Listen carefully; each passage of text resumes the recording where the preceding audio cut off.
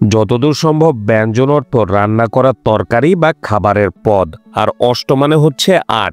তার মানে আজকে যাব ৮ পদের খাবার খেতে। না, আসলে আজকে যাব অষ্টব্যঞ্জন রেস্টুরেন্টে। কঠিন প্যারা খেয়ে গেছি মানে ওয়ারিতে আসছিলাম অষ্টব্যঞ্জনে, একদম মোটরসাইকেল রাখা যাওয়ার কোনো উপায় নাই, প্রচন্ড ক্রাউডেড। যাচ্ছি অষ্টব্যঞ্জন। এর আগে আমার ওই যে ইসের বাঙালিয়ানা ভোজের ভিডিওর নিচে অনেকে আমাকে রেকমেন্ড করছেন যে ভাই অষ্টব্যঞ্জন যান। চিন্তা করলাম ওইটারও ওয়ারি শাখায় আসছিলাম, এটারও ওয়ারি শাখায় আসি। দুঃখের খবর হচ্ছে খোলা থাকে না মানে ফেরিতে খোলা থাকে না। এটার অষ্টব্যঞ্জনের যেটা ওয়ারি শাখা সেটা বন্ধ থাকে। আমরা এখানে চুলা খাইছি, তো যাবো হচ্ছে আমরা পান্থপথ, ওয়ারি থেকে পান্থপথ যাবো, তাও যাবোই। তো মুহূর্তের মধ্যেই চলে আসলাম অষ্টব্যঞ্জনের পান্থপথ শাখায়। আসলে কিন্তু ঘটনা এটা না, ঘটনা অনেক দূর গড়াই গেছিল, মানে অনেক দিন গড়াইছিল। এই পরিস্থিতি দেখছেন তো, ড্রেস চেঞ্জ হয়ে গেছে।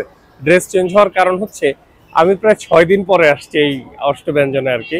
ইন্ট্রোটা দিছিলাম হচ্ছে ওয়ারিতে, কিন্তু ওয়ারি থেকে সেই মুহূর্তে আর এখানে আসার মতো সাহস করতে পারি নাই।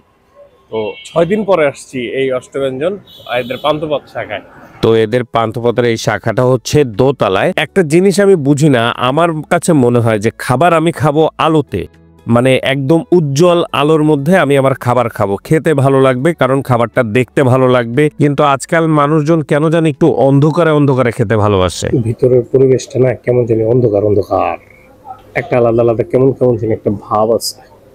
আর আমি শুনছি যে অষ্টব্যঞ্জনের কালা ভুনাটা নাকি খুব ভালো খিচুড়ির সাথে, সো ওইটাই আমি ট্রাই করব। তো তাদের এই খিচুড়ি আর কালাভুনার যে প্যাকেজটা, সাথে একটা বোরহানি আছে, এই টোটালটা হচ্ছে 270 টাকা। প্যাকেজে খিচুড়ি প্রচুর পরিমাণ দিছে, ছোট্ট এক বোতল বোরহানি দিছে, আর এই যে মাংসটা বেশ নরম, মাংসটার চেহারা সবকিছুই সুন্দর ছিল, কিন্তু পরিমাণটা একটু আমার কাছে কম লাগছে, আর স্বাদটা আমার কাছে খুবই ভালো লাগছে। খিচুড়ির ভাতটা অবশ্যই ল্যাটকা ছিল না, ঝরঝরেটা একটু বেশি ছিল। তাছাড়া এদের খাবার আমার কাছে খুবই ভালো লাগছে, মানে বিশেষ করে খিচুড়ি আর কালাভুনাটা আমার কাছে খুবই ভালো লাগছে। আর আমাদের আসল পুরুষের কাছে তো দুর্দান্ত বেশি ভালো লাগছে, সে মোটামুটি আমার প্লেটটাই নিয়ে খাওয়া শুরু করে দিছে। কিন্তু ঝামেলা বেঁধে গেছিল হচ্ছে এদের এই চিকেন রোস্ট আর সাদা ভাতে, এইটার একটা সমস্যা হয়ে গেছে। এটা দেখতে খুব লোভনীয় লাগতেছে, একদম ঘন ঘন ঝোল, মানে খুবই সুন্দর, কিন্তু সমস্যাটা বেঁধে যাবে যখন আপনি এটা মুখে দিবেন। অত্যাধিক ট্যাঙ্গি ফ্লেভার আর কাঁচা মশলার ভয়ঙ্কর গন্ধ আমি পাইছি। মানে আমি অবাক হয়ে গেছি যে এত সুন্দর দেখতে একটা খাবার এরকম হয়ে গেছে, মানে আমি খুবই আশাহত। কিন্তু মাংসটা কিন্তু খুব ওয়েল কুক ছিল, মানে মাংসটা সেদ্ধ ভালো হয়েছিল, কিন্তু তরকারিটা মানে ঝোলটা খুবই বাজে ছিল। আর আমরা পরবর্তীতে আর একটা 220 টাকা দিয়ে কালাভুনা নিছি, যেহেতু আমাদের ভালো লাগছিল, আর প্যাকেজে কালাভুনার পরিমাণ কম ছিল। কিন্তু 220 টাকাতে যেটা নিছি না, এইটাও আমার কাছে কমই লাগছে, মানে এদের কালাভুনার পরিমাণটা না একটু কম। বাই দ্য ওয়ে, আমাদের আজকের ভিডিওর স্পন্সর হচ্ছে এই যে ছেলেটা, ওই যে ওর নাম হচ্ছে রবিন, আমার ছোট ভাই। ও আগামীকালকে দেশের বাইরে চলে যাচ্ছে, গ্রিসে চলে যাচ্ছে। এর জন্য বললো ভাই, অনেক জোরাজোরি করলো আমাকে, অনেক অনেক, যে ভাই আপনাকে আমি খাওয়াবো। তো এই কারণে আমি আসছি। আচ্ছা, এই অষ্টব্যঞ্জনটার লোকেশন হচ্ছে এই যে দেখেন সামনে, এটা হচ্ছে স্কয়ার হসপিটাল, আর এই পিছনে হচ্ছে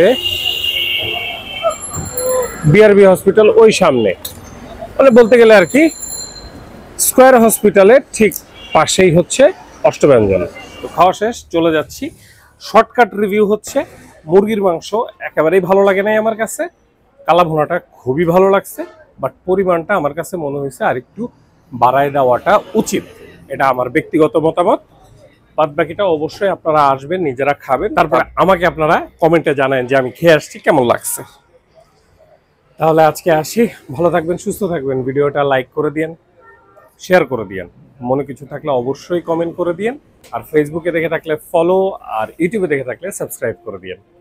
আল্লাহ হাফেজ।